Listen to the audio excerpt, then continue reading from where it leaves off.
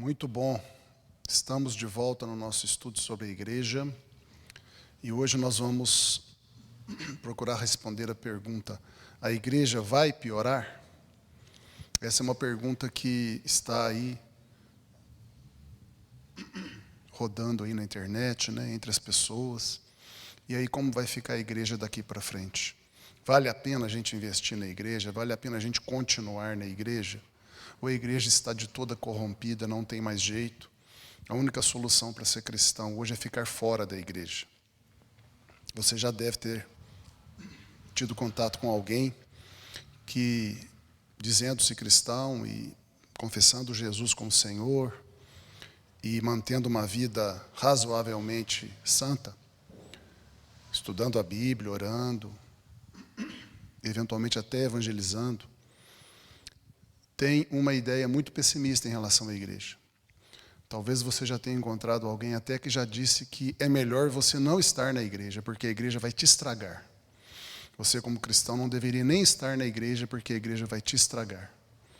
Essas pessoas, normalmente, elas não desqualificam a igreja todo o tempo. Eles não dizem que a igreja sempre foi ruim, ou sempre está totalmente corrompida. Houve um tempo que a igreja era boa, mas hoje todas as igrejas estão contaminadas, viraram instituições, viraram apenas organizações humanas com interesses escusos. Então, tais pessoas dizem que a gente não deve estar na igreja mais porque a igreja está tão ruim que tornou-se um lugar anticristão, ou seja, um cristão verdadeiro não poderia estar numa igreja porque a igreja vai estragá-lo ou deixá-lo completamente frustrado e decepcionado. E mais ainda, eles dizem que isto não vai mudar até Jesus voltar. Então, essa pergunta tem a ver com esse tipo de postura, que alguns chamam de desigrejados, vou chamar esse termo, os desigrejados. Não são exatamente os desviados, porque os desviados eles vão para o pecado, vão para o mundo mesmo. Os desigrejados não necessariamente fazem isso. Eles mantêm-se razoavelmente pios, santos, apenas não querem saber de igreja e desqualificam a igreja. Então, será que os desigrejados estão certos? Outro tipo de situação que surge essa pergunta é a gente que está na igreja, ama a igreja, não vai sair da igreja, mas ouve falar de notícias de escândalo, de corrupções na igreja. Às vezes, na própria igreja que a gente está, a gente vê algum escândalo, algum tipo de corrupção. E nós ficamos desanimados com a igreja, decepcionados e perguntamos, será que tem jeito ou será que existe uma força inexorável arrastando todas as igrejas para cada vez mais piorarem e serem cada vez mais fora da Bíblia, fora do padrão de Deus? Então o objetivo é a gente trabalhar essa pergunta, a resposta a essa pergunta. Para responder essa pergunta, nós precisamos antes estudar a relação entre a igreja e o mundo. Porque grande parte da confusão que as respostas dão a essa pergunta está na confusão entre igreja e mundo. Então, vamos começar primeiro vendo sobre o mundo. Vamos ver aqui em Daniel 2, a profecia da estátua de Nabucodonosor. Na verdade, a visão interpretada, que equivale a uma profecia, da estátua que o rei Nabucodonosor viu em sonho. Então, Daniel foi chamado para interpretar o sonho de Nabucodonosor, rei da Babilônia, o primeiro grande imperador conhecido de um grande império no mundo. Então, nós vamos ler agora como que Daniel interpretou. Então, Daniel 2, 31. Daniel falando a Nabucodonosor. Tu, ó rei, estavas vendo, e eis aqui uma grande estátua. Esta grande estátua, que era imensa e de extraordinário esplendor, estava em pé diante de ti. E a sua aparência, a aparência dessa estátua, era terrível. 32. A cabeça da estátua era de ouro. Fino ouro. Ouro muito puro, puríssimo, resplandecente. Então, cabeça de ouro. O peito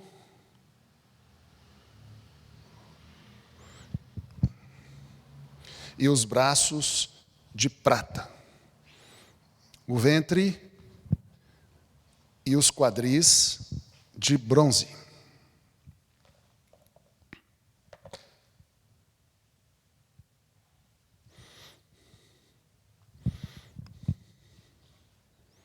As pernas de ferro e os pés em parte de ferro e em parte de barro.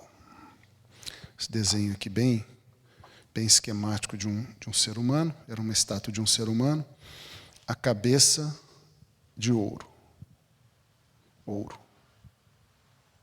Puro. O peito e os braços de prata. O ventre e os quadris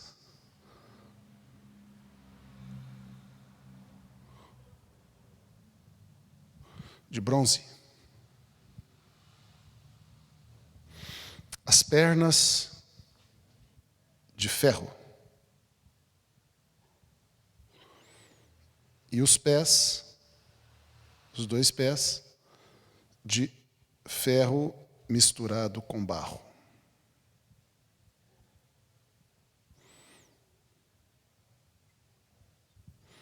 Essa foi a visão de Nabucodonosor. Daniel, sem Nabucodonosor contar para ele, Deus revelou para Daniel não só a interpretação do sonho, mas revelou o próprio sonho. Versículo 34. Quando estavas olhando para a estátua, uma pedra foi cortada sem auxílio de mãos, feriu a estátua nos pés, de ferro e de barro, e esmiuçou os pés. Então, uma pedra foi cortada, né, como se ela estivesse fazendo parte de um grande rochedo. Então, ela foi cortada do rochedo, e ela então foi jogada para cima dos pés. E quando ela atingiu os pés, ela esmiuçou os pés da estátua. Obviamente, a estátua perdeu todo o seu equilíbrio e passou a cair, obviamente. Versículo 35. Então foi juntamente esmiuçado o ferro, o barro que está nos pés, o bronze, toda a perna então, o ferro que estava nas pernas também, o bronze, a prata e o ouro. Ou seja, essa estátua, ao derrubar os pés, ao quebrar os pés e derrubar a estátua, destruiu, na verdade, toda a estátua. A estátua inteirinha foi esmiuçada, ou seja, foi tornada em caquinhos. Versículo 35. Então foi juntamente esmiuçado, né, toda a estátua, os quais se fizeram como a palha das eiras no estio. Ou seja, é algo sem valor e leve e fácil de ser carregado pelo vento. E o vento os levou, e deles não se viram mais vestígios. Ou seja, essa estátua, seja lá o que ela representa, desapareceu da história e ninguém mais sabia dela. Ela como se ela nunca tivesse existido. Mas a pedra que feriu a estátua se tornou em grande montanha que encheu toda a terra. Este é o sonho. Este é o sonho. Então Daniel contou para Nabucodonosor o sonho que ele teve. E se impressionou muito o rei, porque ele não contou para ninguém o sonho. Ele foi esperto, né? Ele falou, se eu contar o sonho, os homens espertinhos vão começar a inventar uma interpretação. Então, se alguém é de Deus aqui, então saiba o sonho também. Eu tive um sonho, não vou falar qual que é, está me impressionando muito e eu vou honrar quem me contar o sonho e interpretá-lo. Os magos de Nabucodonosor pediram, Senhor, conta para nós o sonho. Nabucodonosor falou, não vou contar. Conheço vocês, vocês são espertinhos. Se eu contar o sonho, vocês vão inventar uma interpretação. E como é que eu vou saber se é verdade ou não? Então ele disse, se vocês são de Deus, se vocês são homens de Deus, digam qual foi o sonho também. E ninguém pôde dizer, porque só Deus conhece o oculto. Mas Daniel teve a revelação de Deus e foi lá e contou o sonho. Esse aqui é o Daniel narrando o sonho de Nabucodonosor, sem Nabucodonosor contar para ele. Ninguém contou, Daniel recebeu essa revelação direto de Deus. Até porque o sonho foi dado por Deus. Né? Você vai ler aqui o contexto, você vai ver que Deus é que deu o sonho para Nabucodonosor. E Daniel continua dizendo no versículo 36, e também vou lhe dar a interpretação agora, ó rei. Versículo 37. Então Daniel começa a interpretar o sonho de Nabucodonosor. Tu, ó rei, rei de reis, a quem o Deus do céu conferiu o reino, o poder, a força e a glória, a cujas mãos foram entregues os filhos dos homens, onde quer que eles habitem, e os animais do campo e as aves do céu, para que dominasse sobre todos eles, tu és a cabeça de ouro. Daniel está dizendo, a cabeça de ouro dessa estátua é tu, ó rei Nabucodonosor, por decorrência. É o império babilônico, é o império, o domínio babilônico. Império é uma palavra que significa o poder absoluto de um homem sobre povos, terras. Então, o império babilônico, na verdade, é o poder do rei da Babilônia. Então, por isso, Daniel podia localizar Nabucodonosor como a cabeça e indicar que isso representava todo o império babilônico. Então, a cabeça de ouro era Nabucodonosor, representando todo o império da Babilônia. Versículo 39. Depois de ti se levantará outro reino inferior ao teu, por isso de prata. Prata tem menos valor que ouro. E um terceiro reino de bronze se levantará, o qual terá domínio sobre toda a terra também. O quarto reino será forte como o ferro, pois o ferro a tudo quebra e esmiuça. Como o ferro quebra todas as coisas, assim esse quarto reino fará em pedaços e esmiuçará. Então, Daniel aqui, rapidamente, em poucas palavras, ele deu um vislumbre de toda a sucessão de civilizações imperativas sobre o mundo. Ele falou, o mundo daqui para frente vai ser assim. Império Babilônico, a prata, a gente sabe da história que sucedeu ao Império Babilônico, o Império Medo-Persa, e é muito interessante a exatidão da profecia, o detalhe exato que ela dá, porque o Império Medo-Persa era feito de duas grandes nações que se uniram, a Média e a Pérsia, por isso dois braços. Babilônia não tinha união de nações, era uma nação só, a nação babilônica que dominava tudo. Mas o Império Medo-Persa, ele eram duas nações, a Média e a Pérsia, duas nações diferentes, que fizeram uma aliança para dominar o mundo. Então, o Império Medo-Persa é a prata da estátua, significando que depois da Babilônia, o Império Medo-Persa ia conquistar a Babilônia e ia se tornar o império que se sucederia à Babilônia. Pois bem, no tempo de Daniel, quem dominava era o Império Babilônico. Daniel viu o Império Medo-Persa entrar. Daniel teve essa visão, essa experiência, né, real. Ele viu o Império Babilônico ser derrotado pelos persas, né, pelos medo-persas, e serviu inclusive o Império Medo-Persa. Os medos e os persas honraram Daniel, porque ele era um homem santo, e ele continuou sendo inclusive conselheiro do rei persa, né? Porque, na verdade, entre a Média e a Pérsia era mais forte. Então, a Pérsia dominava mais que a Média. A Média era um império, era uma nação secundária no Império Medo-Persa. A força mesmo do Império Medo-Persa era a Pérsia, mas a Média dava apoio. Então, Daniel viu esses dois aqui. Mas Daniel disse, vai entrar um terceiro império. Deus mostrou para Daniel, que é o Império Grego. E existe uma perfeição muito grande nessas profecias, porque, assim como existe uma exatidão aqui, duas nações se unindo para formar um império, existe uma exatidão aqui também. Por quê? Porque o Império Grego, que está no ventre, era um império, os gregos eram muito voltados para o hedonismo. E o ventre é o lugar do prazer, né? Alimento, etc., parte sexual. Então, o Império Grego era um império muito sensual, muito voltado ao prazer, ao hedonismo. Então, a posição dele no ventre não é alguma coisa aleatória. Veja você como a profecia bíblica ela é perfeita. Ela é de um grau de exatidão, de detalhamento, que impressiona qualquer pessoa que a estude.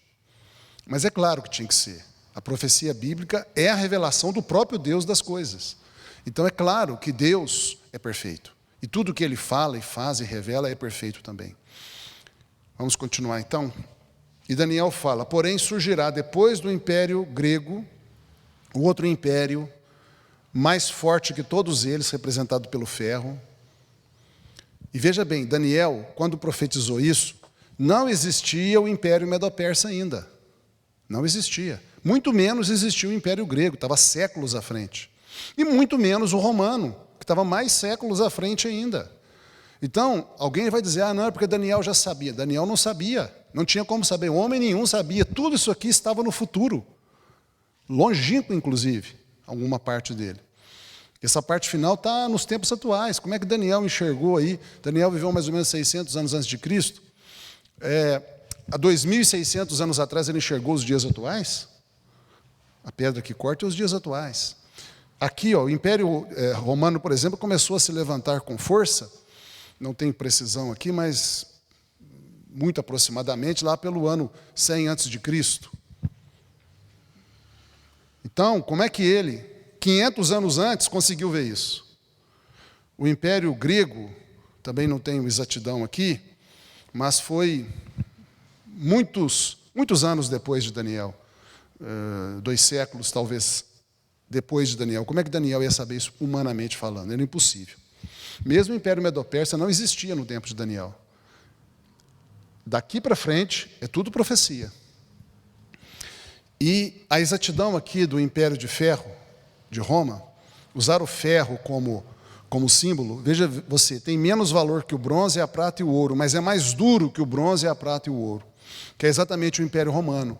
O Império Romano não tinha a glória, por exemplo, de Babilônia, mas ele era mais forte militarmente, muito mais duro militarmente, como o ferro é mais forte que o ouro e mais duro que o ouro.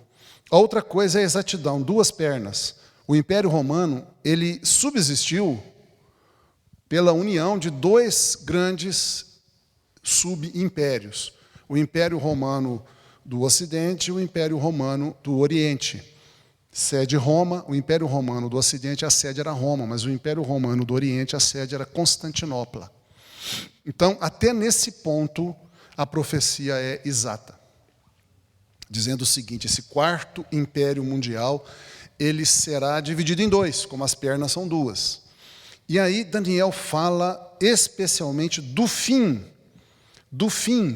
do Império Romano. Apesar de serem 2 pernas, as 2 eram de ferro, ou seja, o Império Romano do Ocidente e o Império Romano do Oriente são iguais em essência. E veja você que o fim, que são os pés, ele continua tendo ferro, porém misturado com barro, mostrando que o fim da estátua, a estátua representa toda a civilização humana. A estátua que Nabucodonosor viu e Daniel está revelando e interpretando, é uma visão geral e abrangente de toda a sucessão dos reinos desse mundo, de todos os impérios, todas as civilizações envolvendo as suas culturas e toda a façanha e construção e obras de todas as grandes civilizações que a humanidade ia conhecer até o fim. E aqui no fim, você vê que continua havendo ferro, não é um outro metal que está aqui embaixo. O ferro é o último tipo de metal, ou seja, o Império Romano vai durar até o fim. É o que nós vemos hoje. Nós estamos ainda debaixo de uma civilização romana. O mundo ocidental, principalmente, mas o oriental cada vez mais ocidentalizado, mostra que o Império Romano, as ideias da civilização romana, foram tão fortes, tão impositivas, de certa forma deram tão certo do ponto de vista humano, que o ser humano não conseguiria criar uma outra civilização além da romana.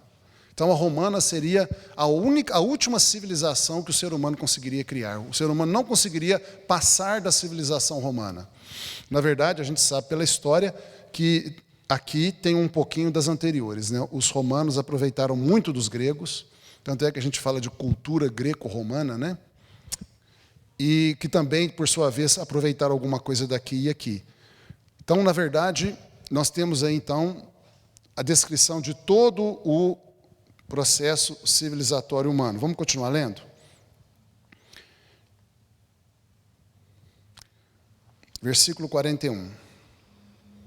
Antes disso, versículo 40. Como o ferro quebra todas as coisas, assim ele fará em pedaços e esmiuçará. A gente sabe que os romanos, a sua máquina de guerra, na época que existia lá, no início, né, e todo o tempo que ele durou mais na antiguidade, ele era considerado a máquina de guerra mais formidável que existia na humanidade. Ou seja, o exército romano era invencível. Eles tinham estratégia, os generais romanos, os oficiais romanos tinham estratégias militares muito bem feitas, armas, eles tinham engenharia muito profunda. O exército romano tinha muitos engenheiros que construíam muitas máquinas de guerra, muitas estruturas para a guerra, né, para assaltar, por exemplo, muralhas. Eles faziam rampas para vencer a muralha e assim vai. Então, a máquina de guerra, uma disciplina militar ferocíssima, né? Os romanos, o exército romano tinha uma disciplina absoluta.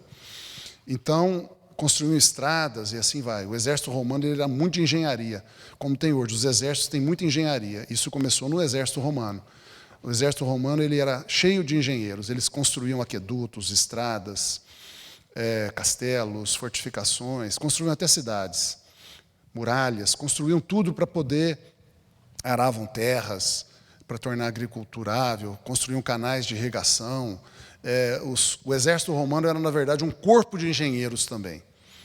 E isso mostra que a profecia é exata mais uma vez.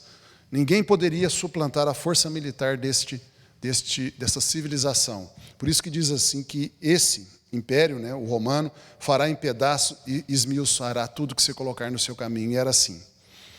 É o maior império que existiu, né, desses 4 aqui, foi o maior império em extensão. Versículo 41. Quanto ao que viste dos pés e dos artelhos, dos dedos, do pé, que são em parte de barro, de oleiro, e em parte de ferro, será esse um reino dividido. Ou seja, o final da história da humanidade será o Império Romano, porém o Império Romano dividido. Contudo, haverá nele alguma coisa da firmeza do ferro, pois que viste o ferro misturado com barro de lodo. Como os artelhos dos pés, os dedos dos pés eram em parte de ferro e em parte de barro, assim por uma parte o reino, esse quarto império, o Império Romano, será forte por uma parte, mas por outra parte será frágil. Isso é a realidade dos dias atuais. Você vê que as nações que vieram a partir do Império Romano, principalmente a Europa, mas também nós podíamos incluir as colônias europeias, que é a América inteira, partes da África, e o Oriente ocidentalizado, de alguma forma, também estaria ligado a essa continuação do Império Romano. Mas vamos focalizar na Europa, porque isso é mais claro lá.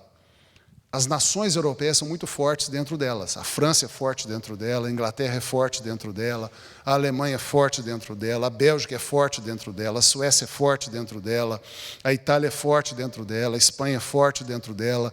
Como está escrito aqui, em parte serão fortes, mas em outra parte serão frágeis. A ligação entre a França e a Alemanha, a Itália, a Espanha, a Bélgica é fraca. Então a França é muito forte dentro dela, mas ela não tem uma ligação muito forte com a Inglaterra, que não tem uma ligação muito forte com a Alemanha, que não tem uma ligação muito forte com a Espanha.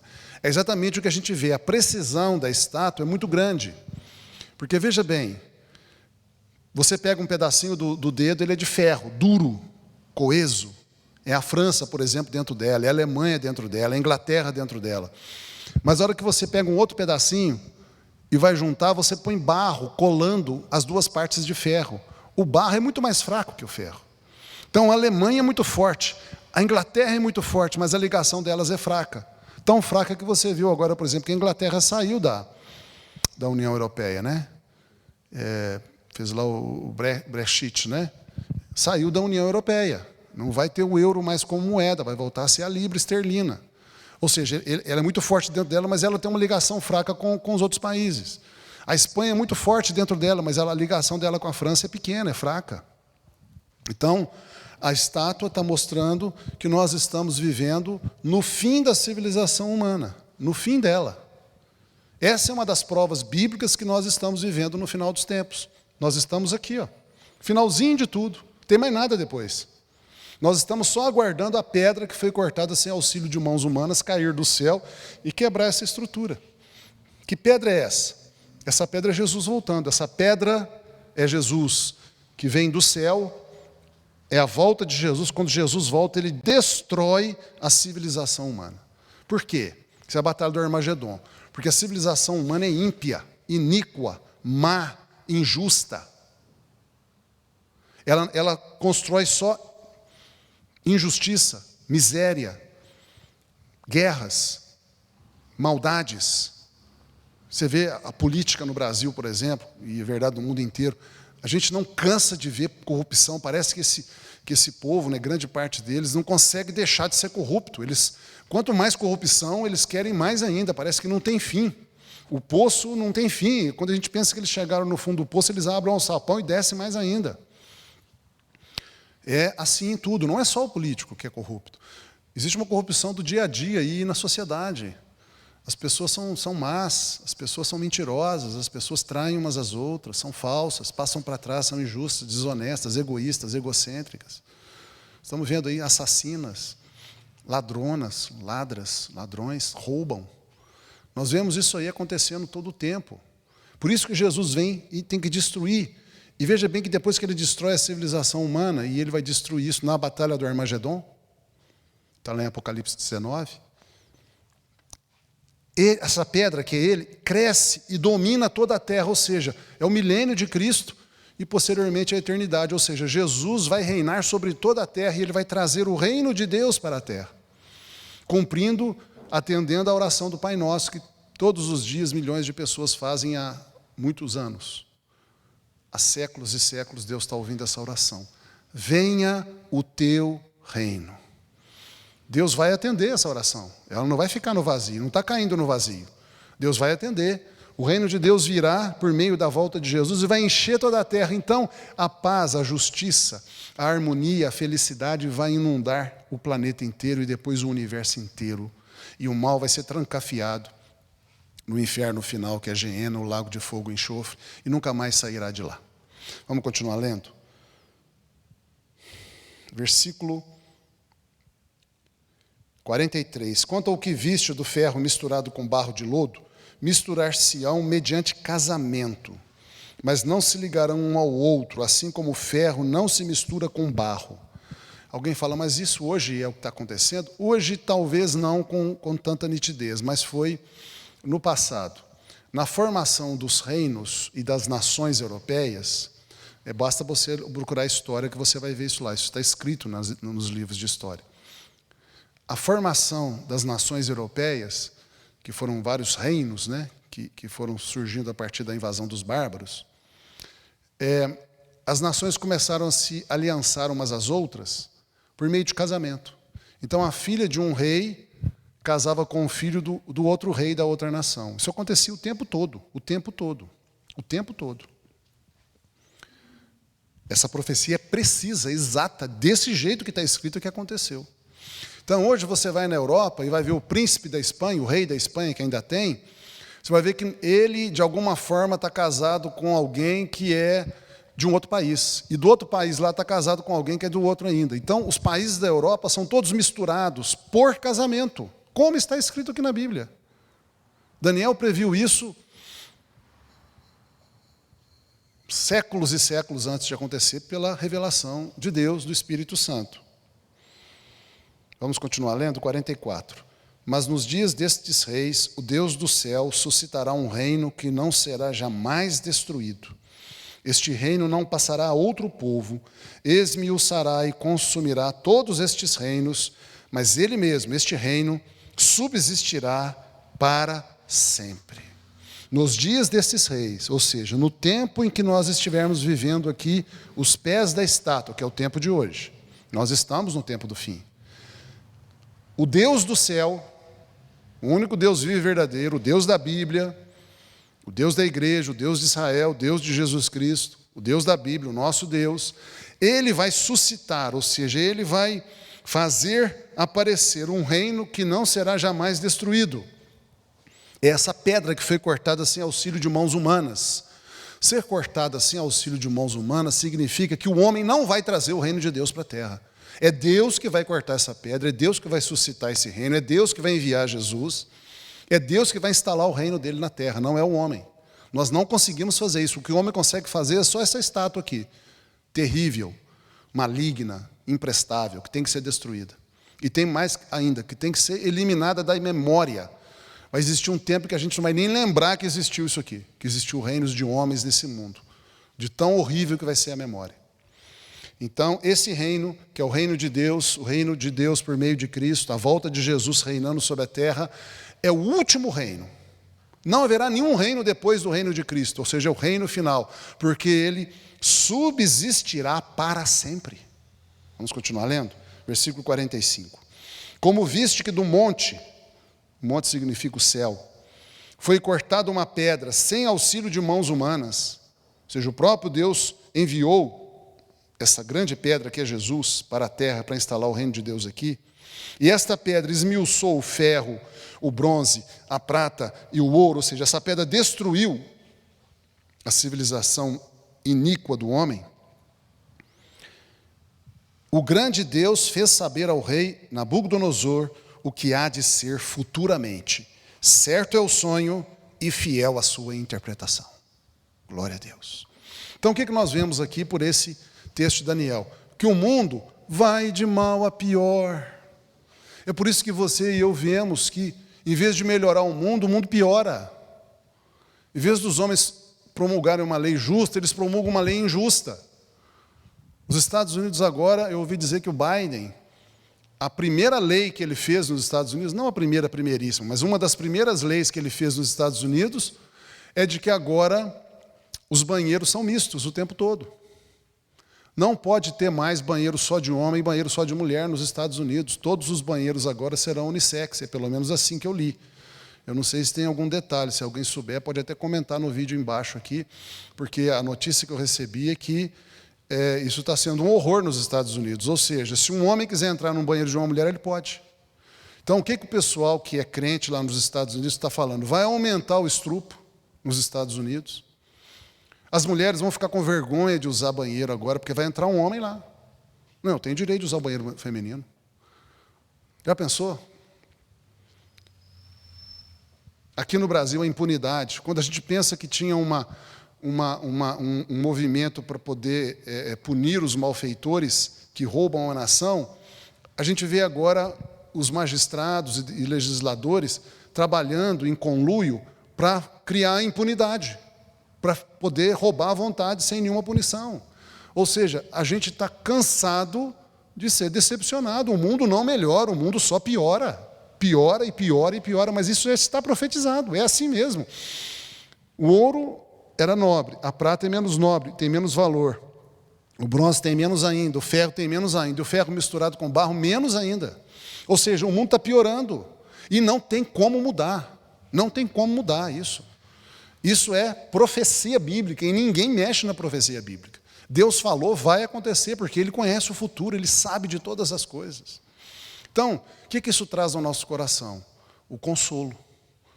Nós estamos vendo um mundo piorando, mas nós sabemos que no fim, Deus vai prevalecer, o bem vai prevalecer, não o mal. Isso nos dá paciência, nos dá consolo. Então o mundo, ele vai de mal a pior. De mal a pior. Você está vendo coisas ruins agora, no futuro vai ficar pior. Então, o mundo vai piorar. Ponto final. Mas agora vamos ver sobre a igreja. Mateus capítulo 16, verso 18. Mateus 16, 18. É a famosa confissão de Pedro, em que ele afirma que Jesus é o Cristo de Deus, o Filho do Deus vivo, que há de vir salvar os homens para sempre. Diante dessa confissão, Jesus, no versículo 18, diz assim: também eu te digo que tu és Pedro, e sobre esta pedra, que é a tua fé, e a fé de todos que tiverem a mesma fé que você, Pedro, a fé de que eu sou o Cristo, eu edificarei a minha igreja, e as portas do inferno não prevalecerão contra ela. Ou seja, aqui em Mateus 16, 18, Jesus prometeu e garantiu que a igreja nunca vai piorar. Porque as portas do inferno não podem prevalecer contra ela. As portas do inferno prevalecem contra o mundo o tempo todo. O tempo todo. Por isso que só piora. Porque as portas do inferno estão engolindo o mundo cada vez mais. E não vai parar. Até o ponto da batalha do Armagedon, em que o grau máximo de iniquidade vai existir. Aí não resta outra alternativa, o copo da ira de Deus se enche, e ele envia Jesus para liquidar toda essa iniquidade exacerbada que vai existir. Então o mundo não tem saída, o mundo, as portas do inferno prevalecem contra ele o tempo todo, engolem ele o tempo todo, mas a igreja de Jesus Cristo, jamais. As portas do inferno jamais vão engolir a igreja de Jesus, jamais, jamais, jamais, jamais. Porque senão essa palavra cairia por terra. Ele disse, ele prometeu, ele falou com toda a autoridade que ele tem de Deus, eu edificarei a minha igreja. A minha igreja será edificada, ela será construída, ela será estabelecida. E é impossível que o mal, o pecado, a iniquidade, a injustiça, as portas do inferno engulam a minha igreja. Não é possível, porque eu estarei à frente dela o tempo todo, impedindo isso. Glória a Deus, isso é uma coisa maravilhosa. Ou seja, se a gente for olhar para a igreja vai piorar? Jamais. A igreja não piora nunca. Ao contrário, a igreja só melhora. A Bíblia diz que o caminho do justo é como a luz da aurora, que vai brilhando mais e mais até se tornar dia perfeito.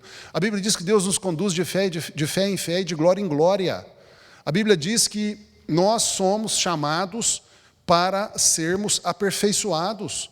E Deus cumprirá, Deus fará, Deus consumará a boa obra que Ele começou a fazer até o dia de Cristo Jesus. Ele vai apresentar a igreja de Cristo, a Cristo, santa, incorruptível, imaculada, sem mácula, sem ruga, nem coisa semelhante, mas santa e sem defeito. A igreja é incorruptível, a igreja é indestrutível, a igreja só melhora, só melhora, só melhora, só melhora. Então veja bem, nós estamos num mundo que só piora, só piora, só piora, só piora. Mas nós, a igreja, só melhoramos, melhoramos, melhoramos, melhoramos. Muito bem. Vamos ver Isaías 54, a partir do verso 1, que é outra profecia sobre a igreja. Sucede-se a Isaías 53, que é a profecia sobre o sacrifício expiatório e salvífico de nosso Senhor Jesus Cristo. E logo depois que esse sacrifício é feito, vem o capítulo 54, que fala o resultado desse sacrifício. O resultado do sacrifício de Jesus, ele está descrito no capítulo 54. Vamos ver 53, 11 antes? Antes de ver 54, 1, leia 53, Isaías 53, 11. Ele, Jesus, o Messias, verá o fruto do penoso trabalho de sua alma e ficará satisfeito. O meu servo justo, com seu conhecimento, justificará, salvará a muitos, porque as iniquidades deles, os pecados deles, levará sobre si.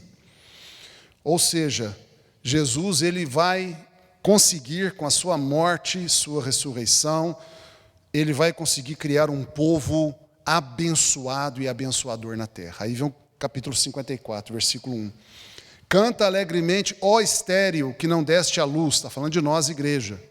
Exulta com alegre canto e exclama, tu que não tiveste dores de parto, ou seja, não teve filhos. Porque mais são os filhos da mulher solitária do que os filhos da mulher casada, diz o Senhor. Ou seja, uma maneira bíblica, poética de dizer o seguinte: igreja, vocês são desprezados, vocês são humilhados, vocês são esquecidos, são ofendidos, são insultados, são perseguidos, são mortos. Ou seja, são como a mulher solitária. A mulher que não teve ninguém que quisesse se casar com ela, a mulher que foi abandonada, que foi desprezada, que foi humilhada.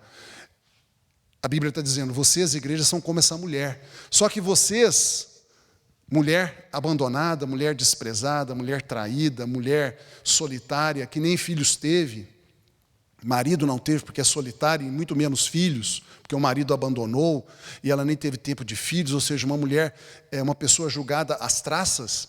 Fiquem alegres, canta, exulta alegremente, porque vocês terão uma felicidade maior do que a mulher que foi casada, teve muitos filhos, honrada pelo marido. Vocês que são desprezados, igreja, por causa da obra de Cristo que vocês creem, vocês serão profundamente felizes. Verso 2, alarga o espaço da tua tenda, Estenda-se o toldo da tua habitação e não impeças. Alonga as tuas cordas e firma bem as tuas estacas, porque transbordarás para a direita e para a esquerda. A tua posteridade possuirá as nações e fará que se povoem as cidades assoladas. Ou seja, a promessa de que a igreja vai crescer muito, vai dominar a terra. Verso 4, não temas, porque não serás envergonhada. Não te envergonhes, porque não sofrerás humilhação. Pois te esquecerás da vergonha da tua mocidade e não mais se lembrarás do opróbrio, da humilhação da tua viuvez. Porque o teu Criador é o teu marido, o Senhor dos exércitos é o seu nome, o Santo de Israel é o teu Redentor, ele é chamado Deus de toda a terra. Porque o Senhor te chamou como uma mulher desamparada e de espírito abatido, como a mulher da mocidade que fora repudiada, diz o teu Deus. Por breve momento te deixei, mas com grandes misericórdias torno a acolher-te. No ímpeto de indignação escondi de ti a minha face por um momento, mas com misericórdia eterna me compadeço de ti, diz o Senhor, o teu Redentor, porque isto é para mim como as águas de Noé, pois jurei que as águas de Noé não mais inundariam a terra, e assim jurei que não mais me iraria contra ti, nem te repreenderia, porque os montes se retirarão e os outeiros serão removidos, ou seja, seu caminho será transitável, plano, mas a minha misericórdia não se apartará de ti, e a aliança da minha mão não será removida, diz o Senhor, que se compadece de ti. Ó tu aflita, arrojada com a tormenta e desconsolada, eis que eu assentarei as tuas pedras com argamassa colorida, e te fundarei sobre safiras, farei os teus baluartes de rubis, as tuas portas de carbúnculos, que são pedras preciosas, e toda a tua muralha de pedras preciosas. Todos os teus filhos serão ensinados do Senhor, e será grande a paz de teus filhos. Serás estabelecido a igreja em justiça, longe da opressão, porque já não temerás, e também do espanto serás colocada longe, porque não chegará a ti o espanto. Eis que poderão suscitar contendas contra ti, mas não procederá de mim. Quem conspira contra ti cairá diante de ti. Eis que eu criei o ferreiro que assopra as brasas no fogo e que produz a arma para o seu devido fim. Também criei o assolador para destruir. Toda arma forjada contra ti não prosperará, e toda língua que ousar te condenar em juízo contra ti, tu a condenarás. Esta é a herança dos servos do Senhor, o seu direito que de mim procede, diz o Senhor. Glória a Deus. Alguém dirá assim, pastor Marcelo, na verdade esse texto, a princípio, ou totalmente, se refere a Israel. Sim, claro. Aqui está se falando do remanescente de Israel, obviamente. Porque o remanescente de Israel, que são os fiéis de Israel, que permanecem fiéis a Deus a despeito de todas as idolatrias que entram na nação, toda a pecaminosidade que entra na nação, sempre tem lá os 7.000 que não dobram os seus joelhos a Baal. Sempre tem. Sempre teve e sempre tem. Porém, o remanescente de Israel é a semente da igreja. Nós sabemos disso. A igreja nada mais é do que a expansão do remanescente de Israel. Então, podemos dizer que a princípio é sobre o remanescente de Israel, mas não fica restrito a ele, porque ele vai transbordar para a direita e para a esquerda, a sua posteridade possuirá as nações e fará que se povoem as cidades assoladas. Ora, só a igreja fez isso, o remanescente de Israel sozinho não fez isso. O remanescente de Israel, o seu valor está em que ele aceita Jesus e se torna cristão. E aí, o remanescente de Israel com os gentios convertidos se tornam a igreja, e a igreja enche a terra. E quando se diz, aqui no versículo 11, Deus dizendo, assentarei as tuas pedras com argamassa colorida e te fundarei sobre safiras, farei os teus baluartes de rubis e as tuas portas de carbúnculos e toda a tua muralha de pedras preciosas, está falando aqui da Nova Jerusalém, que está lá em Apocalipse, capítulo 21, que é a representação da noiva de Cristo, da esposa do Cordeiro, que é a igreja. Então, está falando, em última análise, da igreja, que inclui o remanescente de Israel, mas não se restringe a ele. Então, nós estamos falando da igreja. Muito bem. Então, nós temos aqui, em Daniel, o mundo só piora. Em Mateus e Isaías, a igreja só melhora. Vamos ver agora um aspecto curioso, muito curioso, no capítulo 13 de Mateus, que são as parábolas do reino. O capítulo 13 de Mateus tem aí 7 parábolas, né? Que são as parábolas do reino. Um capítulo especial, porque Jesus, nesse capítulo 13 de Mateus, ele nos ensina a essência do reino de Deus. São chamadas as parábolas do reino. Então, vamos ver aqui, fora de ordem, eu não vou seguir na ordem que está aqui, as parábolas, vou com você caminhar em cima de algumas, apenas algumas. Então, nós temos aqui,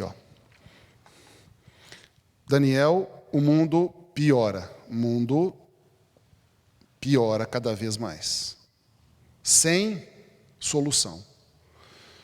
Em Mateus e Isaías, a igreja melhora cada vez mais.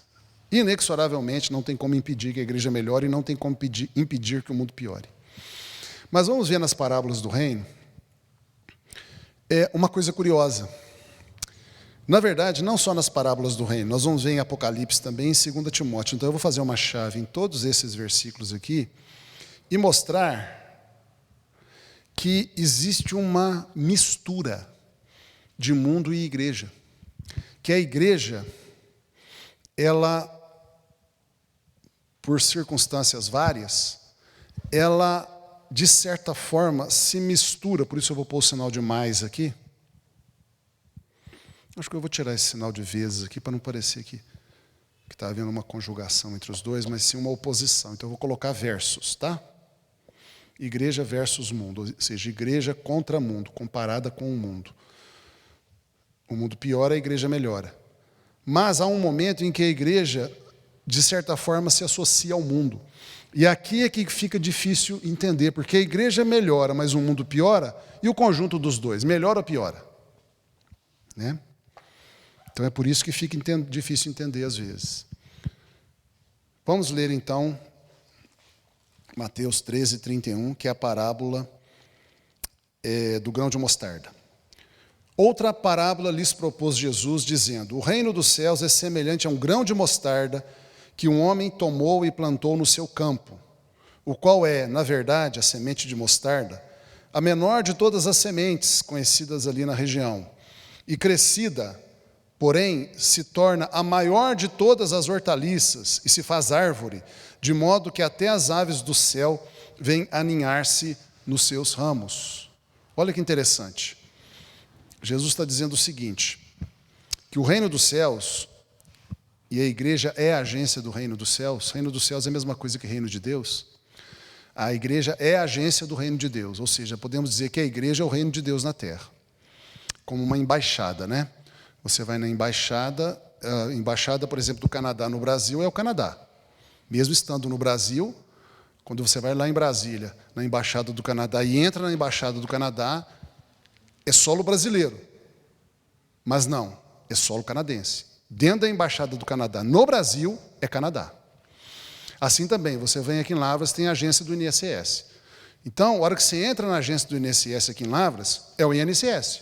Tão o INSS quanto a matriz lá em Brasília, onde for a matriz do INSS. A mesma coisa a agência do Banco do Brasil. A hora que você entra na agência do Banco do Brasil em Lavras, você está no Banco do Brasil. Mesmo não sendo a matriz estando lá no Rio de Janeiro, se eu não me engano. Então, a igreja também é a agência do reino de Deus, é a embaixada do reino de Deus. A hora que você entra na igreja, você está no reino de Deus. Mesmo estando no mundo, você está no reino de Deus. E a igreja também é a agência do reino de Deus. Mesmo existindo a matriz no céu do reino de Deus, a igreja é a agência, ou seja, é tão o reino de Deus quanto o céu é. Então, Jesus está falando aqui como é que a igreja vai ser. Né? A igreja, como agência do reino de Deus na terra, vai ser igual um grão de mostarda que cresce e se torna uma árvore. Ou seja, começa pequena, toda a igreja começa pequena, mas ela vai crescendo, e à medida que ela cresce, as aves do céu vêm aninhar-se nos seus ramos. O que são as aves do céu? São as pessoas no geral. São as pessoas no geral. Então, o que Jesus está profetizando aqui? Que vai entrar na igreja todo mundo. Todo mundo vai entrar na igreja. A igreja vai ser tão atrativa, ela vai ser tão bonita, deliciosa, atrativa, atraente, que todo mundo vai querer vir para a igreja. inclusive os não convertidos.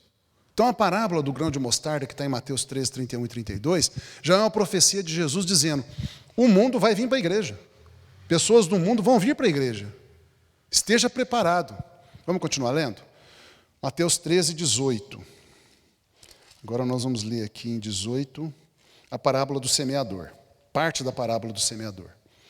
Atendei, pois, vós a parábola do semeador. Entendam a parábola do semeador. Jesus explicando a parábola do semeador. A todos os que ouvem a palavra do reino, ou seja, o evangelho, e não a compreendem, vem o maligno e arrebata o que lhes foi semeado no coração. Este é o que foi semeado à beira do caminho. Quem são essas pessoas? São as pessoas que ouvem o evangelho, mas não vêm para a igreja. Elas continuam no mundo. Vamos ver o segundo tipo de pessoa. A semente que foi semeada em solo rochoso, esse é o que ouve a palavra, o evangelho, e recebe o evangelho com alegria, aceita Jesus. Ou seja, vem para a igreja. O segundo tipo de pessoa vem para a igreja, mas não tem raiz em si mesmo, sendo antes de pouca duração. Ele, chegando à angústia ou à perseguição por causa da palavra, logo se escandaliza e sai da igreja. Ou seja, Jesus falou, durante um tempo vai ter pessoas dentro da igreja que vieram do mundo, até aceitar a Jesus, podem até ser convertidos, mas eles não vão ficar na igreja, vão ficar por um tempo, vão se escandalizar, vão falar que ser crente é muito difícil, vão dizer que não quer ser crente mais e vão sair da igreja. Terceiro tipo, o que foi semeado entre os espinhos é o que ouve a palavra, o evangelho, porém os cuidados do mundo e a fascinação das riquezas sufocam a palavra. Veja bem, eles ouvem a palavra e aceitam Jesus, então vêm para a igreja. Então são pessoas que vêm para a igreja, são batizados, se tornam membros da igreja, porém os cuidados do mundo e a fascinação das riquezas sufocam a palavra e fica infrutífera. Ou seja, vão ser pessoas que vão vir para a igreja, não vão sair da igreja, vão ficar na igreja como membros, mas vão ser membros apagados, que não se envolvem no trabalho evangelístico, que não discipulam, que não têm envolvimento em ministérios para ajudar as pessoas. Por quê? Porque essas pessoas estão preocupadas com ela mesma, com ela ficar rica, ela ganhar dinheiro. Elas estão preocupadas com a sua vida pessoal. Então, elas ficam preocupadas com, não, eu tenho que pagar a conta, não, eu tenho que comprar um terreno, não, eu tenho que fazer, eu tenho que deixar a herança para meus filhos, eu tenho que ganhar mais dinheiro porque o mundo é difícil, não, eu quero crescer profissionalmente. Nada disso está errado. O problema é que essas pessoas fazem só isto e mais nada. Elas estão na igreja, talvez venham na igreja de vez em quando, aliás, vêm porque são membros da igreja, vêm de vez em quando, mas elas não se envolvem na igreja para servir a igreja. Elas querem usar todo o tempo que elas podem para elas mesmas e ficam infrutíferas. Ou seja, vai ter pessoas na igreja que são pessoas que não são a plenitude da igreja de Cristo. E o quarto tipo, o que foi semeado em boa terra, o que ouve a palavra e a compreende. Vem para a igreja então. Este frutifica e produz a 100, 60 e 30 por 1. Ou seja, pessoas que se envolvem no evangelismo, pessoas que se envolvem na consolidação dos convertidos, no discipulado, daqueles que já estão firmes, batizados, aqueles que se envolvem nos ministérios, aqueles que dão uma medida da sua vida para a igreja. Esses são a verdadeira igreja, a igreja plena, a igreja sem mácula, sem ruga, nem coisa semelhante, a igreja vencedora, a igreja que receberá as coroas. Esta é a igreja ideal. Esta é a igreja ideal. Então, o que Jesus está falando? A igreja terá pessoas do mundo que não vão vir para ela, mas vão ter alguns do mundo que vão vir ficar pouco tempo. Tem alguns que vão vir do mundo, vão ficar aqui muito tempo, mas o mundo ainda está muito nelas, porque elas ainda querem obter as vantagens do mundo, que é principalmente dinheiro e riqueza. Não valorizam muito o evangelho, valorizam para si, talvez para a sua salvação, mas não tem o coração entregue totalmente aos mandamentos de Jesus, em especial a grande comissão. Isso, de certa forma, enfeia a igreja, porque não mostra toda a beleza da igreja. Então, algumas pessoas têm frustração com isso. É por isso que algumas pessoas falam que na igreja tem muita gente egoísta, que só pensa em si mesma e tal. E vai ter a igreja verdadeira também dentro da igreja, obviamente, porque as portas do inferno não prevalecem contra a igreja. Sempre vai ter 7.000 que não dobram os seus joelhos a Baal, que não queimam incenso a Mamon. Sempre vai ter. Então nós já estamos vendo aqui que, apesar de que a igreja só melhora, dentro da igreja vai ter pessoas que não melhoram. Algumas até abandonam a fé, outras ficam paralisadas na fé. E essas pessoas que abandonam a fé e ficam paralisadas na fé não fazem parte da igreja que só melhora, claro, não fazem parte. E confunde a gente. Mais ainda, Mateus 13, 47. O reino dos céus, ou a igreja na terra, é ainda semelhante a uma rede que, lançada ao mar, recolhe peixes de toda espécie. E quando essa rede já está cheia, os pescadores arrastam-na para a praia e, assentados, escolhem os bons para os cestos e os ruins jogam fora. Assim será na consumação do século. Sairão os anjos e separarão os maus dentre os justos. Lançarão os maus na fornalha acesa, onde haverá choro e ranger de dentes, que é o inferno final. Ou seja, Jesus já está profetizando que para a igreja virão pessoas do mundo, porque a igreja, a hora que evangeliza, é uma rede lançada ao mar, e o evangelho atrai gente de tudo quanto é tipo, gente que tem um coração para Deus e gente interesseira, gente que só quer saber de levar vantagem na igreja, gente que só quer saber de prosperar financeiramente, gente que quer arrumar um namorado e uma namorada, gente que quer ser abençoado e só isso e mais nada, gente que só quer ser curado de doença e mais nada, gente que só quer felicidade e se dar bem e mais nada, ou seja, são um monte de oportunistas que não querem Deus, só querem as bênçãos de Deus e nada mais. Então Jesus está falando, vai ter gente assim, a igreja vai ter peixes bons e peixes ruins, a igreja vai ter gente que é de Deus e gente que não é de Deus, a igreja vai ter gente sincera que quer Deus e gente que não é sincera, que só quer as bênçãos de Deus. E isso confunde a gente, porque esse pessoal que é peixe ruim não melhora, de jeito nenhum. É irmão da igreja que você olha, está de um jeito, 10 anos depois está do mesmo jeito, com os mesmos pecados. Como é que pode? É o peixe ruim. E lá no final dos tempos, Jesus vai separar essas pessoas, vai lançá-las no inferno, como ele mesmo diz aqui, porque não são crentes verdadeiros, porque o crente verdadeiro melhora. Por fim, nós temos aqui Mateus 13, 24, que é a parábola do joio. Outra parábola lhes propôs, dizendo, o reino dos céus, ou seja, a igreja, é semelhante a um homem que semeou boa semente no seu campo, mas enquanto os homens dormiam, veio o inimigo dele, semeou o joio no meio do trigo e retirou-se. E quando a erva cresceu e produziu fruto, apareceu também o joio. Então, vindo os servos do dono da casa, lhe disseram, Senhor, não semeaste boa semente no teu campo? De onde vem, pois, o joio? Ele, porém, lhes respondeu, o inimigo fez isso. Mas os servos lhe perguntaram, queres que vamos e arranquemos o joio? Não, replicou ele, para que, ao separar o joio do trigo, não arranqueis também com ele o trigo. Deixai-o crescer juntos até a colheita, e no tempo da colheita direi aos ceifeiros, ajuntai primeiro o joio, atai-o em feixes para ser queimado, ou seja, lançado no inferno, mas o trigo, os verdadeiros crentes, recolhei no meu celeiro, que é a salvação, o céu. Então, a parábola do joio reforça bastante a parábola da rede, né? Só que na parábola do joio, se diz claramente que são filhos do diabo, ou seja, a parábola da rede fala que os peixes maus não necessariamente são colocados na igreja pelo diabo. Eles foram porque são oportunistas, mas a parábola do joio fala o seguinte, vai ter gente na igreja que o diabo pôs lá dentro. É pior do que o peixe ruim. Porque o peixe ruim foi por sua própria conta, pelo seu interesse, sua cobiça pessoal, seu oportunismo, etc. O joio não, o joio foi porque o diabo pôs ele lá. Então, você está vendo que a igreja poderá ter até filhos do diabo. E mais, o joio parece muito com trigo. O joio parece muito com trigo. Então, Jesus falou, toma cuidado, porque se você começar a querer identificar quem são os filhos do diabo e tirar para fora da igreja, excluir do hall de membros, você pode se confundir e excluir um verdadeiro filho de Deus, que não é joio, é trigo, mas você pode confundir e vai acabar expulsando da igreja, excluindo da igreja alguém que é de Deus. Então deixa crescer, deixa o filho do diabo lá dentro, pode deixar. Percebe? É claro que o filho do diabo não melhora, é claro que não, claro que não. Então a gente vai ver na igreja pessoas errando, fazendo escândalos, coisas horríveis acontecendo e permanece na igreja. E Jesus falou, deixa porque vai chegar a hora de eu separar ele, de eu tirar ele daí. Deixa que eu tiro, deixa que eu sei tirar. Enquanto isso, vai tolerando ele. É claro que se uma pessoa for claramente filho do diabo, né, aí a gente exclui. É claro que vai existir momentos em que a gente vê que a pessoa é filho do diabo, então sai fora. E também a gente vai ver também pessoas que estão cometendo pecados escabrosos, a gente exclui também.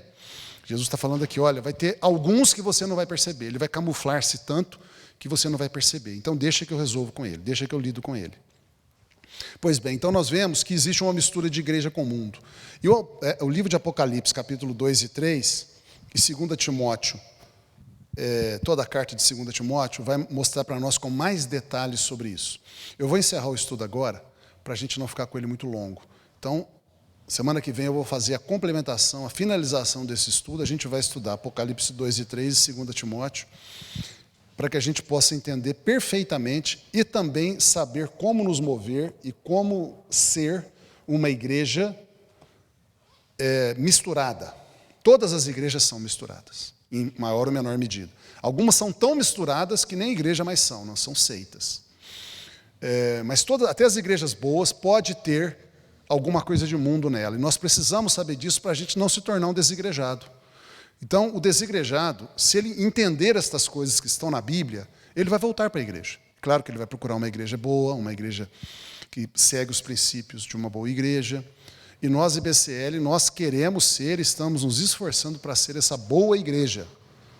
Então, se você é desigrejado e entendeu aí pela Bíblia e pelo Espírito Santo que não é correto ficar fora de igreja, e não é mesmo, né? A Bíblia fala em Hebreus, por exemplo, 10, 25, não deixemos de congregar como é costume de alguns. É um mandamento direto para não ser desigrejado.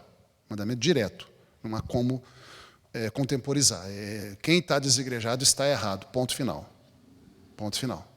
Quer continuar errado, continue, decisão sua, mas você está errado, porque existe um mandamento direto para não ser desigrejado. Se você abrir sua Bíblia, acho que eu não errei o endereço, não. Hebreus 10, 25. Não deixemos de congregar-nos, como é costume de alguns. Não tem mandamento direto. Se você não... É como a Bíblia fala, não farás para ti imagem de escultura. Eu faço uma imagem de escultura e me prostro diante dela e sou devoto a ela. Eu não tenho como eu justificar isso. O mandamento é direto, eu não posso fazer. Ponto final. É como alguém que adultera e fala, não, eu posso adulterar, mas a Bíblia diz, não adulterarás. O mandamento é direto, não tem como contemporizar. Aqui também o mandamento é direto. Não deixe de se congregar, ou seja, faça parte de uma igreja e congregue nela. Então, o desigrejado, ele é um desobediente da Bíblia. Ele está em pecado. Ponto final. Ponto final. Estou falando duro, né? Para te ajudar. Antes, façamos admoestações. Admoestação de quê? Como eu estou fazendo aqui agora. Eu estou admoestando você que é desigrejado. Volte para a igreja. Tanto mais quanto vedes que o dia se aproxima. O dia aqui é a volta de Jesus, na verdade é o arrebatamento.